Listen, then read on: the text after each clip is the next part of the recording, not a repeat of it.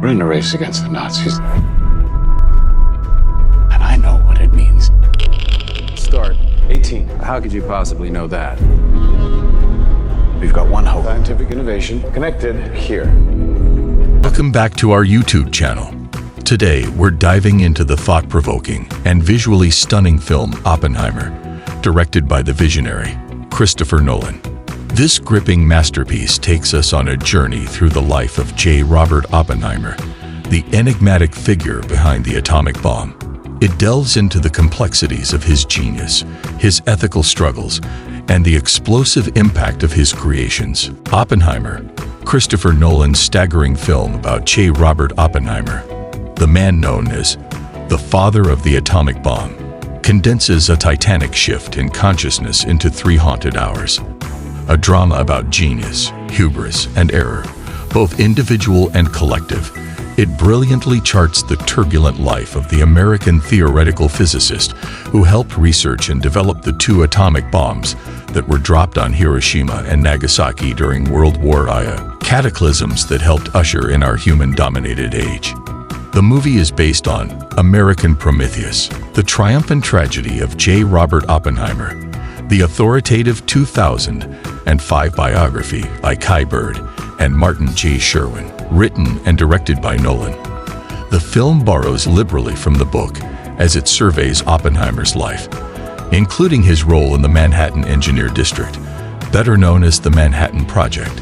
He served as director of a clandestine weapons lab built in a near-desolate stretch of Los Alamos, in New Mexico, where he and many other of the era's most dazzling scientific minds puzzled through how to harness nuclear reactions for the weapons that killed tens of thousands instantly, ending the war in the Pacific. It also isn't a story that builds gradually. Instead, Nolan abruptly tosses you into the whirl of Oppenheimer's life, with vivid scenes of him during different periods. In rapid succession, the watchful older Oppie, as his intimates call him, and his younger counterpart flicker on screen before the story briefly lands in the 1920s, where he's a tragic student tormented by fiery, apocalyptic visions. He suffers. He also reads T.S. Eliot's The Wasteland, drops a needle on Stravinsky's The Rite of Spring, and stands before a Picasso painting, defining works of an age in which physics folded space and time into spacetime. This fast pace and narrative fragmentation continue as Nolan fills in this cubistic portrait, crosses and recrosses continents, and ushers in armies of characters, including Niels Bohr, Kenneth Branagh, a physicist who played a role in the Manhattan Project. Nolan has loaded the movie with familiar faces: Matt Damon, Robert Downey Jr., Gary Oldman, some distracting. It took me a while to accept the director Benny Safdie as Edward Teller, the theoretical physicist known as the father of the hydrogen bomb. I still don't understand why Rami Malek shows up in a minor part, other than he's yet another known commodity. As Oppenheimer comes into focus, so does the world. In 1920s Germany, he learns quantum physics. The next decade, he's at Berkeley teaching, bouncing off other young geniuses, and building a center for studying quantum physics. Nolan makes the era's intellectual excitement palpable. Einstein published his theory of general relativity in 1915, and as you would expect, there's a great deal of scientific debate and chalkboards filled with mystifying calculations, most of which Nolan translates somewhat comprehensibly.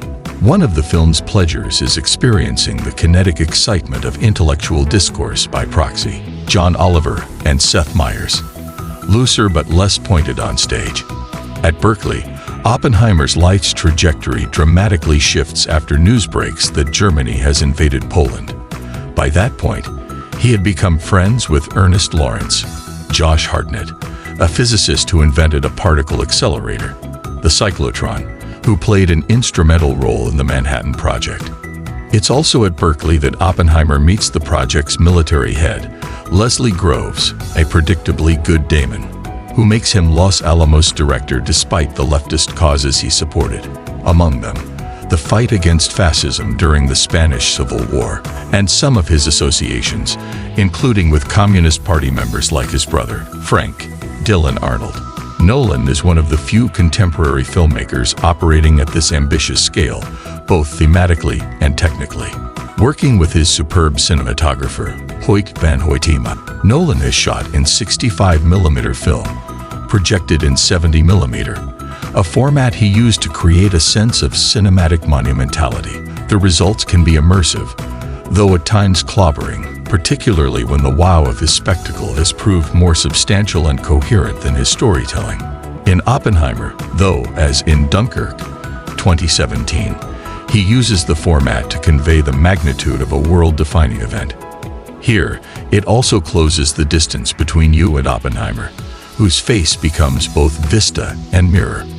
The film's virtuosity is evident in every frame, but this is virtuosity without self-aggrandizement. Big subjects can turn even well-intended filmmakers into show-offs to the point that they upstage the history they seek to do justice to. Nolan avoids that trap by insistently putting Oppenheimer into a larger context, notably with the black and white portions. One section turns on a politically motivated security clearance hearing in 1954, a witch hunt that damaged his reputation. The second follows the 1959 confirmation for Louis Strauss, a mesmerizing, near unrecognizable Downey, a former chairman of the United States Atomic Energy Commission who was nominated for a cabinet position. These black and white sequences define the last third of Oppenheimer. They can seem overlong, and at times, in this part of the film, it feels as if Nolan is becoming too swept up in the trials that America's most famous physicist experienced. Instead, it is here that the film's complexities and all its many fragments finally converge as Nolan puts the finishing touches on his portrait of a man who contributed to an age of transformational scientific discovery, who personified the intersection of science and politics, including in his role as a communist boogeyman, who was transformed by his role in the creation of weapons of mass destruction and soon after raised the alarm about the dangers of nuclear war. Let's wrap up today's video. If you enjoyed this deep dive into Oppenheimer, don't forget to hit the like button and subscribe to our channel for more thought-provoking discussions on films, history, and culture. As always, feel free to leave your comments and thoughts down below. Until next time, keep exploring the stories that shape our world. This is a matter of life and death. But I can perform this miracle. World War II. That's happening, isn't it? This day. Our work here will ensure a peace mankind has never seen.